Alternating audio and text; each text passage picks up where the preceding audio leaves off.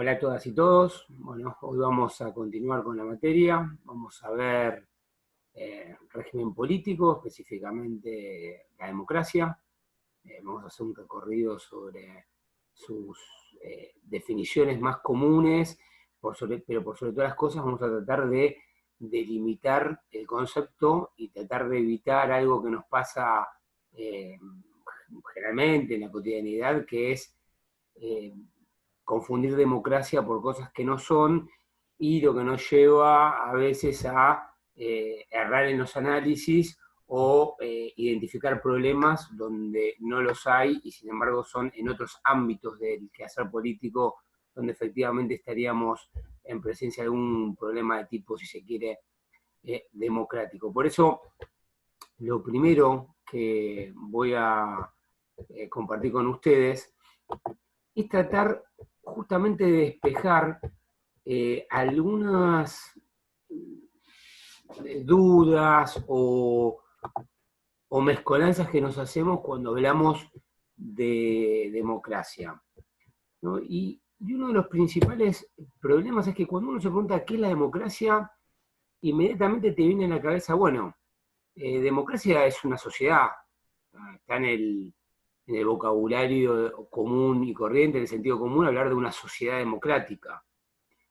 También nos viene inmediatamente a la cabeza la idea de un Estado democrático, un gobierno democrático, una práctica, es decir, tomamos decisiones democráticamente, o una cultura democrática, por citar solo 5 ejemplos de lo que habitualmente en el vocabulario común utilizamos la palabra democracia.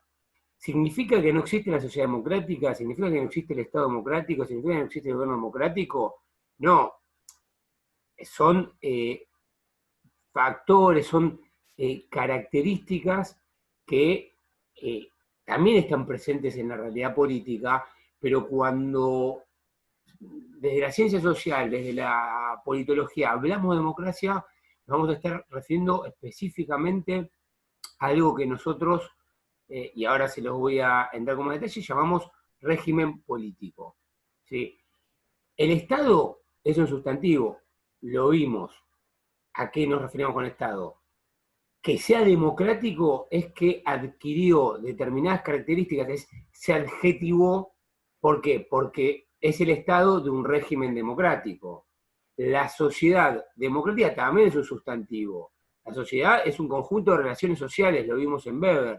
Ahora, que sea democrática significa que además adquirió determinadas características, a determinados valores que hacen que, por ejemplo, haya cierta igualdad, cierto trato equitativo, igualitario entre sus integrantes. Y así lo mismo con la cultura, donde se acepta la participación del otro, y lo mismo con el procedimiento, que es, o las prácticas que tienen que ver con cómo tomar decisiones. Hecha esta aclaración, me es importante compartirles una partecita de un texto que en este cuatrimestre no estamos viendo, pero que generalmente vemos en la materia, que nos permite hablar de contextualizar al régimen político. ¿Por qué? Porque nos va a permitir dar cuenta de la sociedad, si se quiere, pero desde el aspecto político. Es tratar de identificar los principales organizaciones, instituciones, creencias, valores, cultura, jugadores que hay en una sociedad, pero mirada en términos políticos, es decir, los que tienen relevancia política, los que cumplen algún rol en la distribución del poder en una sociedad determinada. No vamos a hablar de sistema político e incorporar ahí las relaciones de producción, ni las cuestiones religiosas, ni las cuestiones familiares. Esos forman parte de otros subsistemas sociales que no hacen a la política. En la familia no se distribuye el poder. Adentro de una iglesia no se distribuye el poder. Adentro del mercado no se distribuye el poder. Si tuviésemos tiempo y trabajaríamos con más detalle estos temas, veríamos que se interrelacionan, que la teoría sistémica justamente lo que trabaja es cómo estos diferentes subsistemas económico, cultural, político, se vinculan y se retroalimentan. No es nuestro problema. Y particularmente Morlino, repito, en un texto que íbamos a leer, pero en este puesto no lo vamos a hacer, pero sirve para contextualizar todo este debate, lo que dice es justamente aislemos el sistema político y tratemos de identificar sus principales variables, sus principales componentes. Entonces, en este sentido, se va a ver mucho mejor en este cuadro. Él dice, el sistema político está conformado de 3 grandes componentes. La comunidad política, que en la comunidad política habla digamos, de la sociedad, es lo que está, cómo están difundidas las ideologías, los valores y creencias, es decir, la cultura última, los valores fundantes de esa sociedad. ¿Sí? Para dar un ejemplo, nosotros como una sociedad católica, de tradiciones hispánicas, es decir, la base más profunda de nuestra cultura. Obviamente la comunidad política hace referencia a las personas y grupos activos.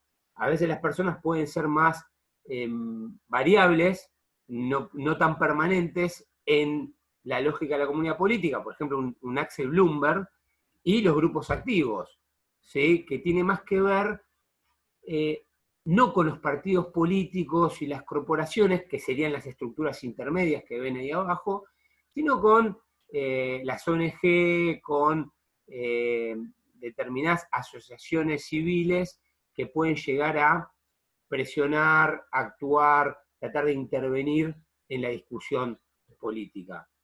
Arriba de todo lo que tenemos son las autoridades, que son los titulares de roles, es decir, son los presidentes, los gobernadores, los diputados, los intendentes, los funcionarios judiciales, es decir, todas las personas que dentro de una sociedad cumplen un rol de autoridad. ¿Dónde la cumplen? Bueno, y ahí es donde entramos al meollo de nuestra discusión, que es dentro del régimen político, que es un componente más del sistema político, es decir, tenemos autoridades, comunidad política, régimen político. Es decir, un régimen político no es lo mismo que el sistema político, es parte de un sistema político. Y ahora cuando vayamos, como adelanto, podemos tener un régimen político de determinadas características y un sistema político de otra. Y gran parte de la discusión va a ser cuánto tiempo esas diferencias pueden subsistir en una sociedad determinada. No va a ser un tema que trabajemos, pero sin duda nos va a venir, nos va a cruzar, nos va a generar preguntas que, bueno, de a poco las iremos contestando. Ahora bien, dentro de ese régimen político, vamos poniendo el zoom, vamos acercándonos más, tenemos de vuelta, acá aparecen ideologías, valores y creencias. Pero ¿qué es lo que está diciendo acá? Es qué de esas ideologías, valores y creencias fundantes de la sociedad se tradujeron en instituciones políticas, en reglas, en derechos, en libertades, que tienen formalidad, que tienen cierta cristalización, ¿no? Un ejemplo básico, la cultura fundante, si se quiere, o más predominante de la sociedad argentina es, bueno, ok, la católica apostólica. Dentro de esos valores, de esas creencias, está el no matarás. Obviamente eso se traduce, se cristalizó en en parte de nuestro código penal, que tiene que ver con la sanción y prohibición del asesinato, ¿cierto? Ahora bien, también hay valores íntimos, profundos en nuestra sociedad, que tienen que ver con el respeto al otro, con el aceptar que las decisiones se tomen mayoritariamente. Eso fue alimentando métodos, reglas, instituciones que llevan a que las decisiones se tomen democráticamente. Y eso es lo que vemos con el concepto de reglas de juego también. ¿no? Que son las normas o procedimientos formales de, en este caso que les di, de toma de decisiones. Fíjense cómo se van incorporando desde la comunidad política hacia el régimen político y específicamente hacia las reglas de juego, los valores fundantes de una sociedad. Y después seguimos poniendo el zoom, y el régimen político tiene otra cuestión fundamental, que son las estructuras de autoridad. De ahí, se darán cuenta que no soy un gran diseñador, un agregado mío. Es decir, con estructuras de autoridad ya nos vamos a estar refiriendo al Estado como nosotros lo habíamos definido, ¿no? Como el conjunto de instituciones que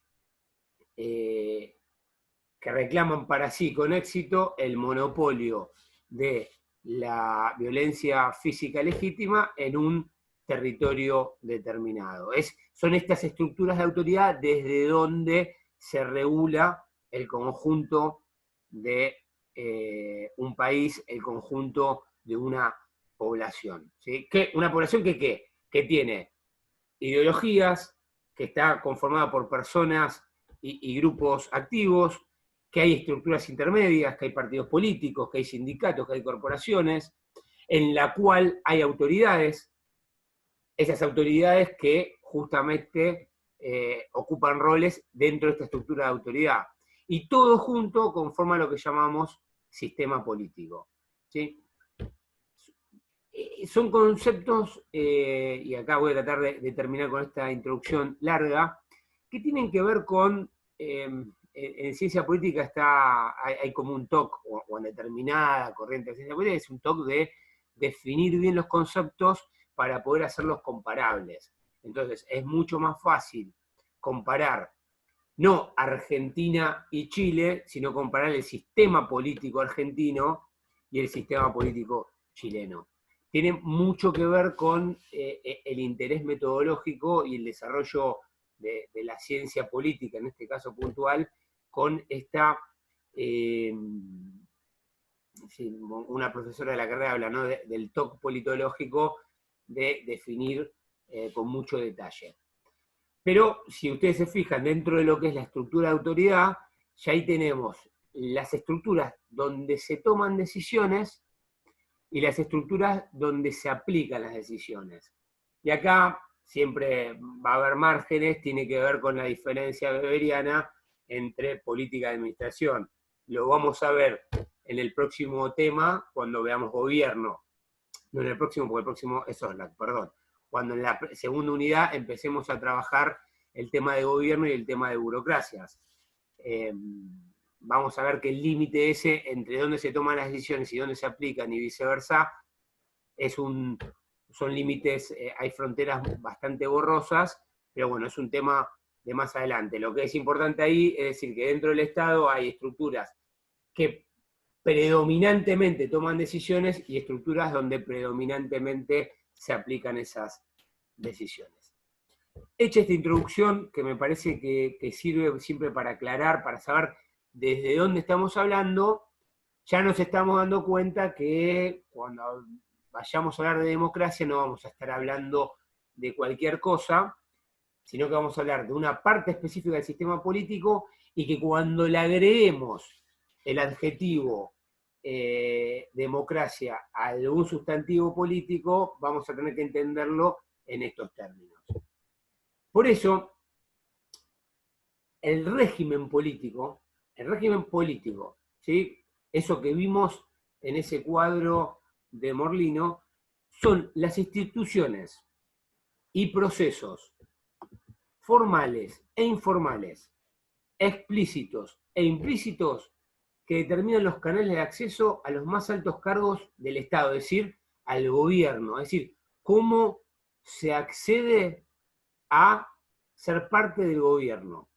También da cuenta de las características de los actores que son admitidos y excluidos de tal acceso, los recursos y estrategias permitidas para lograrlo. Adelantándome un poco hacia dónde apunta esto, justamente es el régimen político lo que va a filtrar de qué modo los actores del sistema político, es decir, las autoridades y los grupos activos, las personas, las estructuras intermedias, pueden llegar a formar parte del gobierno. Sí, básicamente, adelantándome, ya les viene a la cabeza que en un régimen democrático la forma de llegar es mediante elecciones, que quienes pueden llegar tienen que ser partidos políticos, porque así lo determina la Constitución, y no cualquier político, no pueden ser partidos antisistema, que no todo está permitido para poder llegar al gobierno, ¿sí? Y más adelante vamos a ver que a su vez el régimen político también presupone el modo en que se puede ejercer el gobierno. Por eso este dibujito simplifica aún más qué entendemos por régimen político a el, eh, el conjunto de instituciones y de procesos que median entre la sociedad y el gobierno. Es decir, cómo los actores de la sociedad, del sistema político que les mencioné previamente, pueden llegar a formar gobierno. ¿Sí? Eso es el régimen político. Y justamente, ya lo que todos a esta altura presuponen, los regímenes políticos pueden ser democráticos o no democráticos. Y adelantándome, obviamente, un régimen político democrático, a su vez, se diferencia entre lo que son las democracias directas y las democracias representativas. ¿Cuáles son las democracias directas? Básicamente las que el origen del poder es popular, pero además el ejercicio del poder es popular. El típico caso es la Atenas de la Grecia antigua, donde el pueblo, con todas las salvedades, ahora vamos a ver algo, no voy a entrar mucho en detalle, donde el pueblo, que no eran todos, no eran todas las personas, eran solo los hombres, ¿no? Ellos mismos, reunidos en asamblea, tomaban las decisiones, gobernaban y se repartían por azar la ocupación de los cargos gubernamentales, de los pocos cargos gubernamentales que había, las magistraturas y las acciones de justicia, si se quiere. Es decir, una democracia directa, ¿por qué?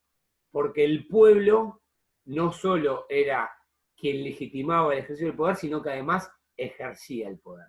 Y después, obviamente, las democracias modernas que tienen que ver con la democracia representativa, donde el origen es popular, es decir, son democracias porque la gente, en su mayoría, en Argentina, desde los 16 años en adelante, hombres y mujeres, votan, eligen a sus representantes y son ellos los que ejercen el poder, gobiernan. Y a su vez, obviamente, estas democracias representativas, todo esto lo vamos a ver con más detalle en la unidad 2, esto es simplemente un pantallazo, se pueden diferenciar entre unitarias y federales, que da cuenta de la dispersión del poder vertical, o pueden ser presidencialistas, parlamentaristas o semipresidencialistas, cuando hablamos, acá en este ejemplo, más que nada habla de la supervivencia del poder, es decir, cuando si el Ejecutivo depende del voto popular, hablamos de presidencialismo, si depende de la confianza parlamentaria, estamos hablando de parlamentarismo. Otra forma de caracterizarla es en función de la división horizontal del poder. Es si el poder está dividido o compartido. Es decir, si es dividido como en el presidencialismo, donde tenemos un poder ejecutivo con voto popular y un poder legislativo también con voto popular, o es un poder que horizontalmente está compartido. Tenemos solamente el Parlamento con apoyo popular que a su vez elige al Ejecutivo. Y después también otra caracterización es si se gobierna, si esa democracia representativa se gobierna con o sin participación de las minorías, que también lo vamos a ver en unidad 2, tiene más que ver con si esos gobiernos generalmente tiene más que ver con los gobiernos parlamentarios, pero en el presidencialismo puede haber algo de esto, que los gobiernos se conforman incorporando representantes del electorado que no ganaron, ¿sí? O que simplemente el que ganó se llevó todo y gobierna solo. Rápido, como para no dejarlos en la inquietud. Por ejemplo, Inglaterra es un gobierno de tipo mayoritario porque el que gana forma gobierno, no necesita de la oposición para formar gobierno. Gobiernos más de tipo de consenso tienen que ver más con, por ejemplo, Bélgica, Holanda, donde las divisiones sociales, étnicas, culturales, lingüísticas, hacen que ningún partido pueda por sí solo formar gobierno y está instalado, es parte de la práctica de la cultura política, de esas normas y esos procesos formales e informales que les decía antes del régimen político, que hace que generalmente se conforme el gobierno de consenso. Entonces, yendo más en detalle y metiéndonos más de lleno en nuestro tema que es la democracia, bueno, democracia obviamente, como todos sabemos, creo que desde el primer año del secundario, etimológicamente, demos pueblo, kratos poder, es el ejercicio del poder por parte del pueblo, ¿sí? Un tipo que es uno de los principales politólogos, se llama Giovanni Sartori, dice que si nos quedamos con la etimología no avanzamos nada en entender qué es efectivamente la democracia, porque como vieron en la filmina anterior, democracia con esta etimología solamente hubo en la Grecia antigua. Hoy por hoy eso no existe. No existe si lo tomamos al pie de la letra. ¿Cómo existe? Existe como democracias representativas. Esto que yo les decía, un movimiento ascendente donde el pueblo, vía el voto, transmite el poder hacia un conjunto de representantes y luego, descendientemente, estos representantes son los que toman las decisiones que son obligatorias para todos. Es decir, el gobierno, y nuestra Constitución lo dice claramente así, no gobierna ni delibera, sino a través de sus representantes. Después esto del principio de las mayorías tiene que ver con esto que les decía del tipo de democracia de consenso o mayoritaria. Cuando es absoluta, bueno, la mayoría se lleva todo y el que perdió no le queda otro rol que ser oposición y no forma ninguna parte, ningún rol en el gobierno propiamente dicho. Siempre, como van viendo, cada clase se apoya en la anterior y va prefigurando lo que va a venir, ¿no? Después nosotros vamos a tener que debilitar un poco la fuerza de esto de si es que el que pierde simplemente es oposición y no forma parte del gobierno, y viceversa. Si, en el caso de las relativas, donde el que gana gobierna, pero las minorías también desde determinado lugar forman parte del gobierno. Va a ser la gran discusión si gobierno es solamente el poder ejecutivo o también incluye al poder legislativo, por ejemplo, en las democracias representativas de tipo presidencialista. Me estoy adelantando, no importa, pero entiendo que al hablar de estos temas seguramente se les empieza a venir a la cabeza estas cuestiones. Entonces, en los regímenes no democráticos, que habíamos visto en el cuadro, básicamente los dividimos en dos. También es discutible que simplemente sean estos, porque por ejemplo acá faltarían los absolutismos. Hay toda una gran parte de la literatura sobre la cuestión de la democracia que tranquilamente, cuando trabajamos con conceptos normativos e incluso literales, etimológicos de la palabra democracia, conceptualmente es totalmente posible la existencia de una democracia autoritaria y totalitaria. ¿Sí? Con lo cual, yo particularmente, este tipo de división la tomaría con pinza. Hago un paréntesis, digamos. Muchos ven, por ejemplo, la democracia de Rousseau como que era el gran ejemplo de democracia real, no lo que realmente es, sino lo que debería ser. Muchos teóricos y demás plantean que llevada a su máxima expresión la democracia rusoniana, el contrato social, lleva a una democracia totalitaria, donde la voluntad general se opone completamente a la voluntad individual de cada persona, con lo cual no hay garantía que esa voluntad general, si convenga a los fines de la sociedad, por ejemplo, avasallar la vida de una persona, lo tenga que hacer en defensa del todo. Con lo cual, y hay otros autores, por ejemplo, Norberto Bobbio, otra persona muy importante, dice, una democracia total necesita un ciudadano total, y un ciudadano total significa una persona totalmente abocada a la sociedad y cero abocada a su esfera individual, con lo cual eso es el totalitarismo.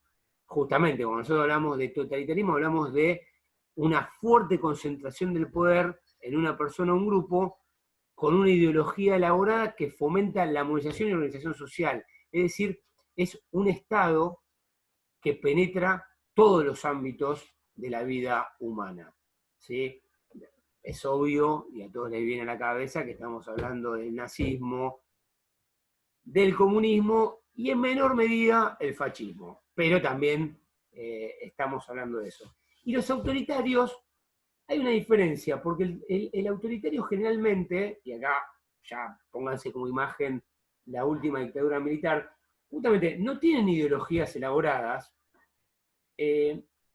no pretenden la movilización de la sociedad, de hecho justamente pretenden todo lo contrario, y su característica es justamente que acceden al poder, y eso obviamente lo comparten con los totalitarios, en que no acceden por vía del voto del pueblo, no hay una legitimación social de ese ejercicio del poder.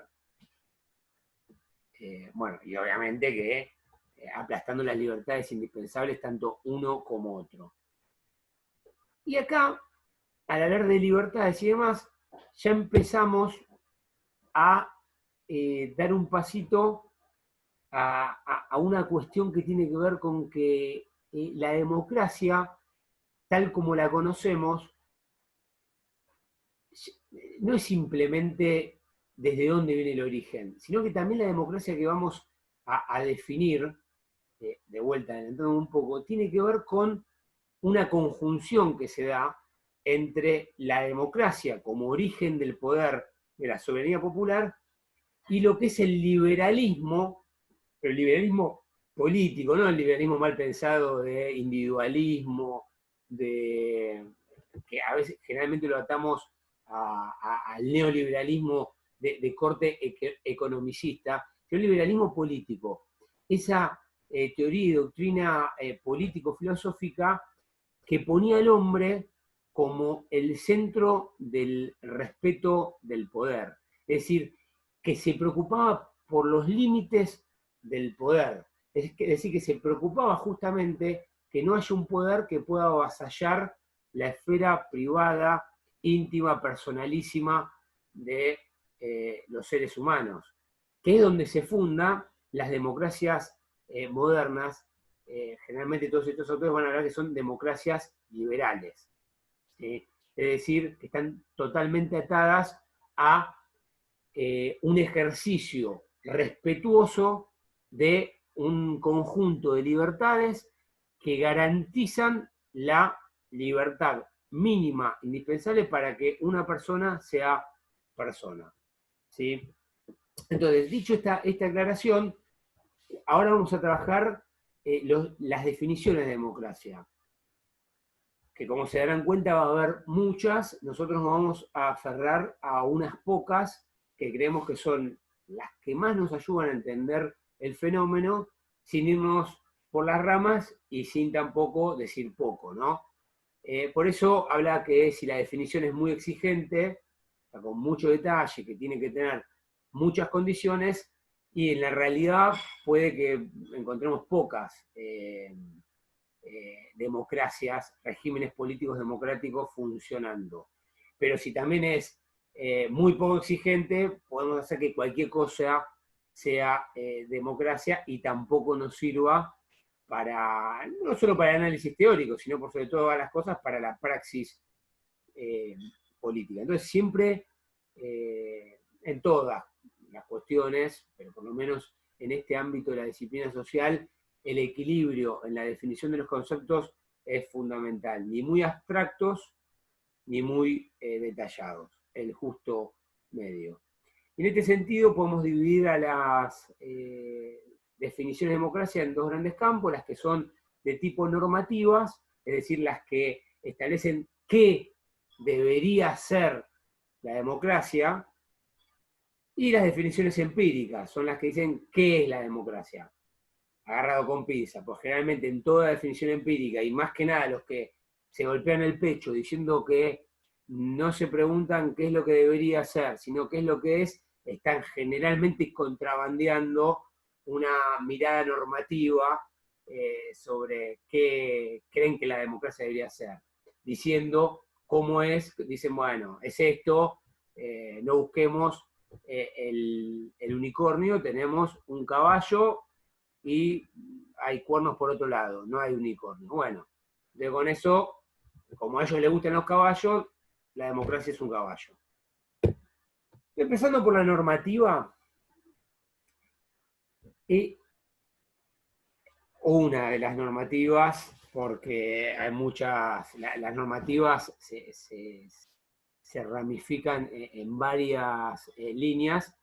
Tomamos esta idea de que la democracia es el régimen que crea las mejores condiciones y oportunidades institucionales para conseguir la libertad y la igualdad.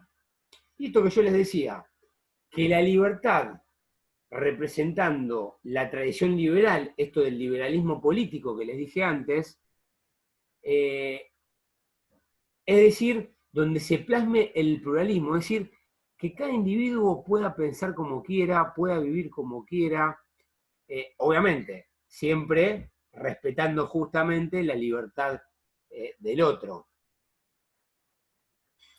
Y por otra parte, la igualdad, que tiene más que ver con el aspecto de igualdad social, que nos puede llevar y se va a relacionar a la igualdad de trato, es decir, que cada persona valga igual, independientemente de su origen, independientemente de su etnia, de su religión, sino que seamos todos tratados como iguales. Y esto hay que contextualizarlo históricamente, ¿no? Porque obviamente todas estas ideas surgen siglo XVII, siglo XVIII, donde lo que estaba existiendo eran los estados absolutistas, donde, lo vimos, ¿no?, en las primeras clases, donde el rey o la reina eran amos y señores de lo que le pasaba a cada ser humano, no solamente a sus vidas, a sus propiedades, a sus familias, y establecía qué podían pensar y qué no podían pensar, ¿no? Entonces, la tradición liberal dice, un límite, hay una esfera privada en la cual no te podés meter, ¿sí? Y después, también quiere un límite horizontal. No puede ser que haya nobles que tengan más derechos o que sean tratados como más personas que nosotros, que somos artesanos, que somos agricultores. Es decir, la igualdad social, de empezar a tratarse como fraternos, empieza a valer. Y particularmente el que lo ve con mucho detalle esto es Alexis de Tocqueville, que era un francés que va a estudiar cómo era Estados Unidos. Lo hace a principios del siglo XIX, 1830, alrededor de 1830, donde el tipo ve que la sociedad norteamericana era una sociedad que no estaba atravesada por privilegios como la sociedad restaurada de la Francia de la cual él venía, ¿no? Donde había privilegiados y gente en peor posición social.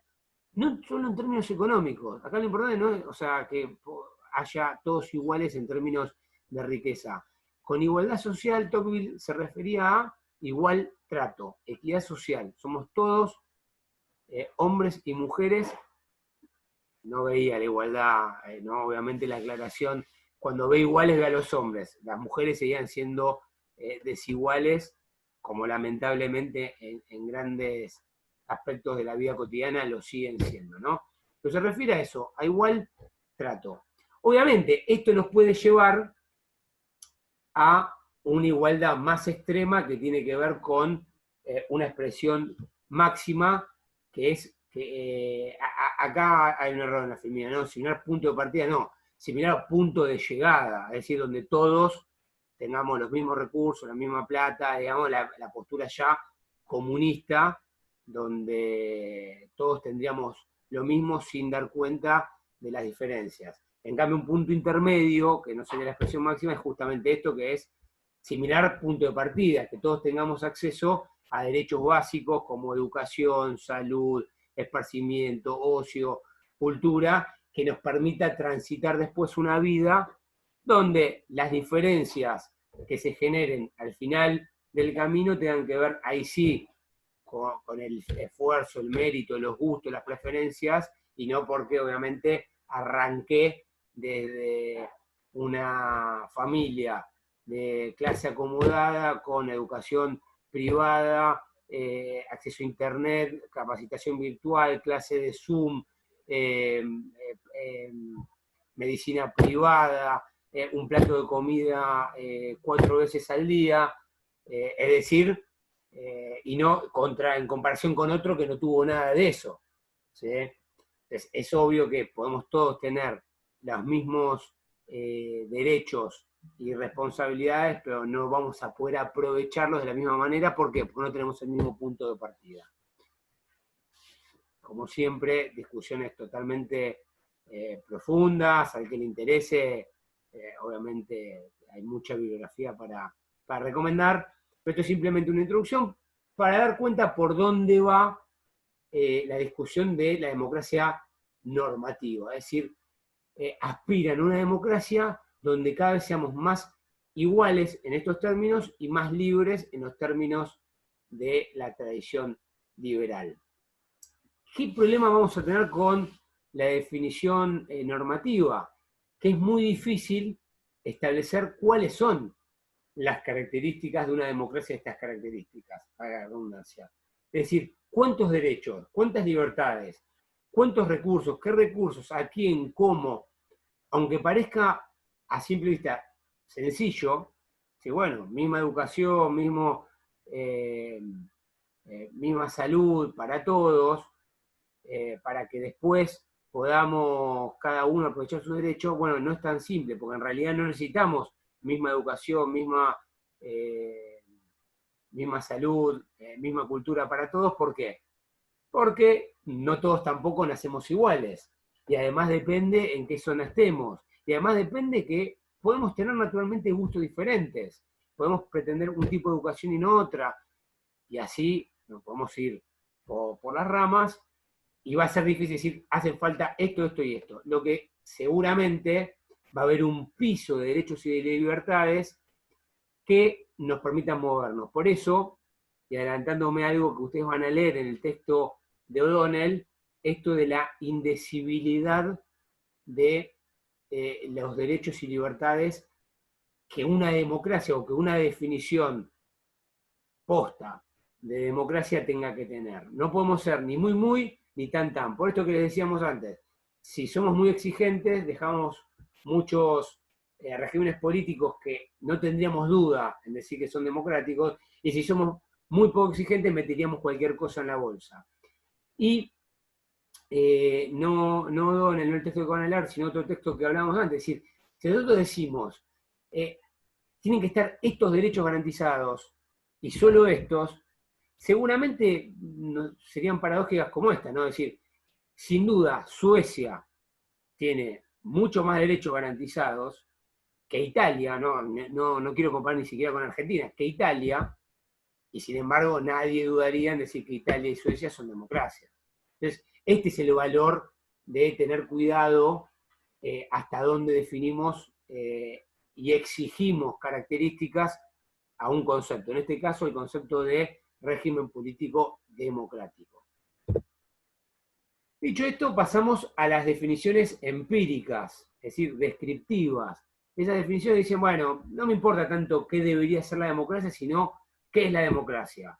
¿Cuáles son las características que nosotros podemos ver en esas sociedades que se gobiernan y que ninguno dudaría en decir que son democracias? La primera, la que justamente abre esta discusión, es la de Schumpeter, que establece que es el método democrático es el arreglo institucional para llegar a decisiones políticas en que los individuos adquieren poder para decidir por medio de una lucha competitiva por el voto de los ciudadanos. Fíjense que en la definición es como que está dada vuelta, porque son los, habla de los individuos, llámese los partidos políticos, después se va complejizando, ya, identifíquese a las élites políticas, las que establecen, porque ellos compiten por el voto, el método democrático. Estamos hablando de una democracia. No es que es el método del arreglo institucional por el cual la gente vota sus individuos, partidos políticos, élites que después van a gobernar. Esa definición que habíamos visto al principio de democracia representativa. Acá es como, hay democracia cuando las élites, cuando los partidos políticos, cuando los individuos compiten entre sí por el voto de las personas para poder gobernar. Es básicamente lo que dijimos, ¿no? Pero tiene que poner el eje en estas élites, estos individuos, estos partidos políticos que son los que dan cuenta de la existencia de democracia en una sociedad determinada. Después está Seworski, que en la misma línea plantea algo similar. La democracia es un sistema en que los partidos políticos pierden elecciones. O sea, es así de simple, es decir, en la línea de Schumpeter, los partidos políticos se presentan a elecciones y hay unos que ganan y otros que pierden.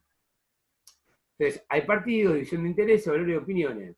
Hay competencia organizada a través de reglas. Y periódicamente hay ganadores y perdedores. Y la definición más acabada, que es la que sin duda habrán leído o escuchado en otras clases, que tiene que ver con la idea de poliarquía. Robert Dahl, ¿qué es lo que dice?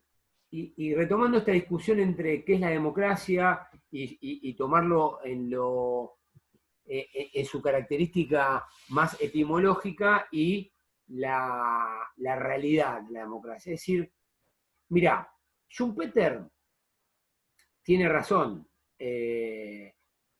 La verdad es que no es que gobierna el pueblo. No hay un demos con cracia. ¿Sí? El demos no está. Los que gobiernan son élites. Son grupos determinados, partidos políticos, que no son el pueblo. Son representantes de una parte del pueblo. Entonces, dicho esto, no tenemos demos. ¿Sí? Ahora, ¿qué es lo que pasa? Dahl está discutiendo con otra línea de discusión teórica política, que es el elitismo, que son los que dicen, la verdad es una ficción hablar de democracia, porque en última instancia los que gobiernan son las élites. Y al hablar de élites, queda como que es la misma élite, es la clase política la que gobierna. Y Dahl dice no. O sea, sí, gobiernan élites, pero no es que no tienen control horizontal entre ellos. Dicen, lo que hay son muchas élites compitiendo entre sí para justamente gobernar. No es una, son muchas, son poli. Por eso, poliarquía. Hay muchos poderes que compiten entre sí para gobernar. Por eso, poliarquía. Y da un pasito más y no se queda con el hecho de Schumpeter o de Seward que, bueno, si hay elecciones y unos ganaron, otros perdieron, la democracia es ese mecanismo que permite que unos gobiernen y los otros acepten el gobierno. Da como determinadas características más puntuales que dice, bueno, hay funcionarios electos, es decir, el que gobierna fue elegido. Dos, ¿en dónde? En elecciones libres y limpias. Ya vamos a entrar en las características, ¿no? Ahora, hay elecciones libres y limpias. Los funcionarios fueron elegidos, pero a su vez los funcionarios elegidos también dejan el cargo mediante medios pacíficos, es decir, en otras elecciones. O sea, no alcanza con que haya elección una vez, listo, elegimos a quien nos gobierna y nos gobierna para siempre. No, además los vamos a poder sacar por medios pacíficos en otras elecciones. Cuarto, todos al interior de una sociedad tienen derecho a ocupar cargos. Tienen la posibilidad, no la obligación como era en la democracia etimológica, histórica de los atenienses. Si yo quiero, puedo presentarme a elecciones a través de uno de estos grupos de poder que llamamos partidos políticos. Tiene que haber libertad de expresión, porque obviamente para poder competir estos poderes, para que efectivamente haya un equilibrio y no un ejercicio de una élite enquistada, de una clase política autorreferenciada, lo que tiene que haber es libertad de expresión para competencia. Esa libertad de expresión, si no hay información alternativa, obviamente deja de ser, pierde la posibilidad de la cual se alimenta la expresión, que son las ideas, la información, las distintas miradas y demás. Y después, obviamente, la autonomía de asociación, es decir, la posibilidad que los individuos que no nos sentimos representados por ninguno de esos poderes que luchan entre sí para gobernar, bueno, podamos armar nuestros propios partidos políticos. La verdad, cuando ustedes vayan leyendo el texto de O'Donnell, ¿qué van a ver? Esto, vuelvo a lo mismo, ¿no? El toque politológico de buscarle, si se quiere, el pelo al huevo y tratar de dar un pasito más. Decir, bueno, no me convence porque está faltando esto, porque deja implícito lo que debería estar explícito.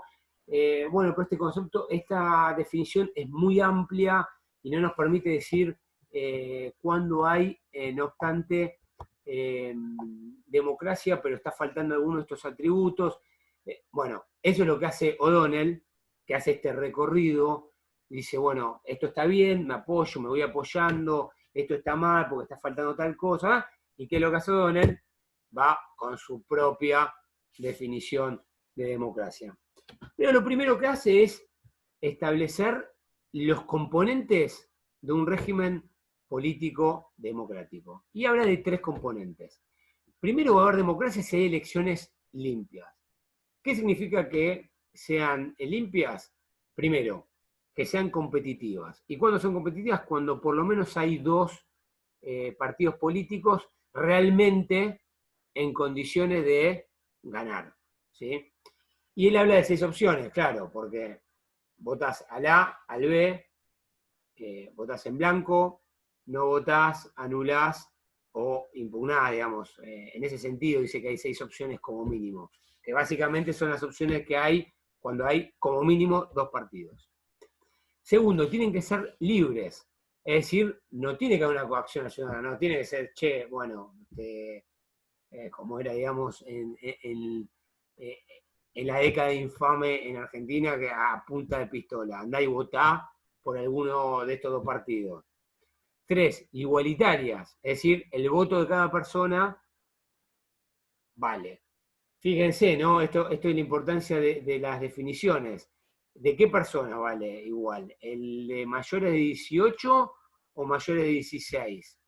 ¿Cuándo es el corte, cuándo no? ¿El de hombres o mujeres? Bueno, obviamente a esta altura del camino estamos hablando de, bueno, van a ver que en el texto habla de adultos, ahora la pregunta es qué es adulto, pues el texto es previo a la reforma que incorpora la posibilidad del voto a los 16, con lo cual son siempre fronteras que se van moviendo. Pero bueno, hoy en día estamos hablando que igualitarias es que el voto de un hombre y de una mujer mayor de 16 años vale igual que el voto de un hombre y una mujer mayor de 16 años en el mismo sentido.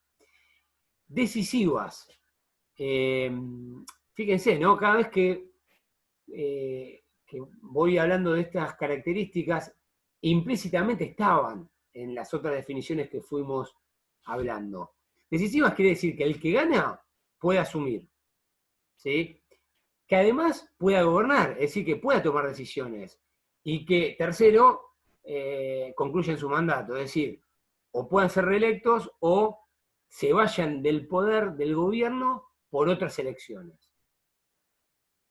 Inclusivas, votan todas y todos, esto que yo venía con lo igualitaria, ¿no? Va aferrado a la idea de igualitario, es decir, todos los que se considera que son ciudadanos y ciudadanas puedan votar. Bueno, con los ciudadanos y ciudadanas no están así porque los chicos y chicas de 16 años en determinadas cosas no son ciudadanos plenos todavía, pero bueno, se entiende a lo que va. E institucionalizadas, es decir, que las elecciones no son un caso aislado que se dio una vez y no se repite, no, que se sabe que dentro de 4 años se va a volver a elegir presidente y que dentro de 2 años se va a elegir diputados, en el caso de, por ejemplo, de Argentina, en el sistema presidencialista, o que en los sistemas parlamentarios se va a volver a votar cuando haya alguna situación en la cual se llame nuevamente a elecciones. Es decir, que existe la posibilidad y que es esperable por todos de que va a haber elecciones nuevamente. ¿Sí? Eso es elecciones limpias. Es decir, todos tenemos claro quién puede votar, cómo, cuándo, y que eso, si se sucede eso, va a haber gobierno. Y que ese gobierno va a poder gobernar. Ahora, un segundo componente de las características centrales de un régimen político democrático es el derecho a participar y ser elegido. Es que cualquiera de estas personas pueda presentarse a elecciones y ser, si el resto, en elecciones limpias, si se cumplen las elecciones limpias, me puedan llegar a elegir. Y por último, esto de las libertades, que yo les hablaba de indecidibles, que son concomitantes y necesarias para todo lo anterior. Es decir, no puede haber elecciones limpias, ni tampoco derecho efectivo a participar y ser elegido, si no hay libertad de expresión, si no hay libertad de asociación, si no hay libertad de acceso a la información. Se darán cuenta la interrelación de todos estos componentes para dar cuenta de la lógica de un régimen democrático. Agarren cualquiera, mézclenlo y se van a dar cuenta que si yo no puedo informarme de diferentes fuentes, si solamente estoy sometido, por ejemplo, a propaganda oficialista, y es muy probable que piense como los que me dan la propaganda oficialista. O sea, no tenga fuentes alternativas de mirar y de entender la realidad. Entonces es más probable que mis capacidades de elegir libremente estén coartadas. Si no me puedo asociar, entonces no puedo participar en elecciones, no puedo formar mi propio partido político, no puedo formar mi propia corriente de opinión para presentarme a elecciones, con lo cual ya las elecciones no son limpias porque no son competitivas, donde hay sectores de la sociedad que efectivamente no se pueden presentar en esas elecciones. Y obviamente, si no me puedo expresar libremente, difícilmente pueda pedirle al resto que me elija, y obviamente no voy a poder participar y esas elecciones no van a ser limpias. Entonces, cerrando todo esto, O'Donnell plantea que un régimen democrático es definido ¿Por qué? Porque el acceso a las principales posiciones de gobierno, es decir, acuérdense la segunda, tercera filmina que la presidenta decir, régimen político y tengo el gobierno, es decir, el régimen político me va a definir cómo accedo al gobierno. De cualquier forma, no, se accede mediante elecciones que son competitivas e institucionalizadas, es decir, son elecciones limpias, y en el que existen durante y entre esas elecciones estas libertades concomitantes, es decir, libertades políticas, tales como las de asociación, expresión, movimiento y disponibilidad de información no monopolizada por el Estado o por agentes privados. Obviamente no va a dar después lo discutimos en las clases, ¿no? Pero es decir, el régimen democrático es ese filtro que establece cómo se llega a gobernar.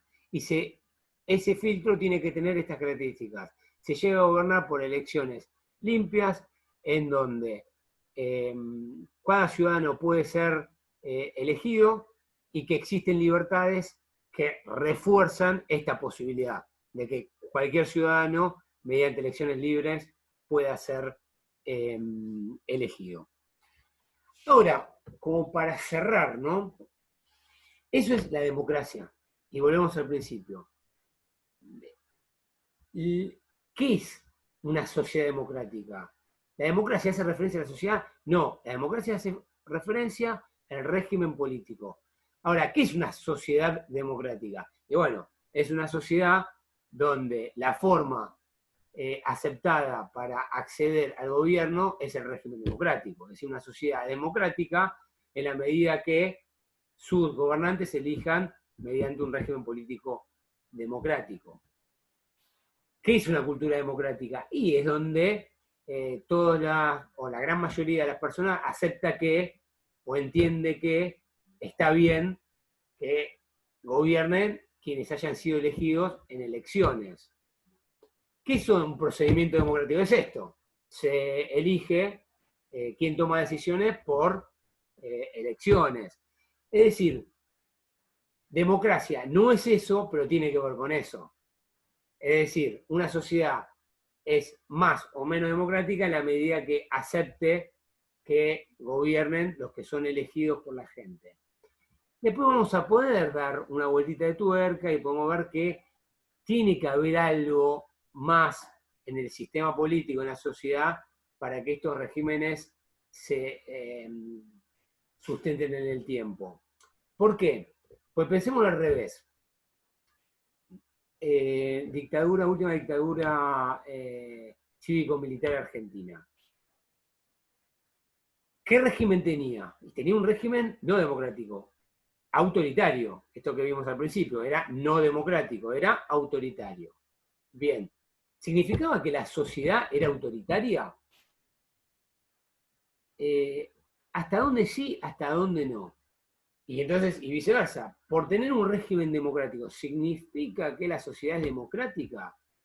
¿Hasta dónde sí, hasta dónde no? Vamos a ver que está interrelacionado, que la división la podemos hacer en términos analíticos, pero siempre va a haber una forma.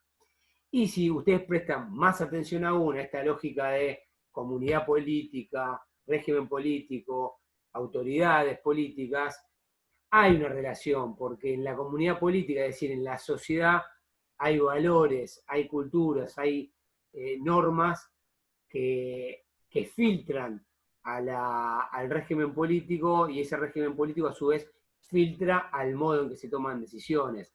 Es muy difícil que una sociedad acostumbrada a valores poco plurales, a no aceptar la tolerancia, a no aceptar las diferencias religiosas, pueda incorporar un régimen político democrático. ¿Sí? Pero esto lo dejo más como para una discusión futura. Ahora, no obstante, fíjense que le doy un poquito de espacio a la lógica del Estado democrático. Y porque ustedes van a ver hacia el final, como que deja entrever O'Donnell, que todo esto está bárbaro, pero si a su vez no tenemos un Estado democrático, es decir, que garantice todas esas características de un régimen democrático, difícilmente podamos sostener un régimen democrático en el tiempo. Es decir, no alcanza simplemente con que la gente pueda elegir a sus representantes, sino que además ese Estado tiene que sostener mediante sus burocracias mediante su sistema legal la garantía de que esas libertades existan.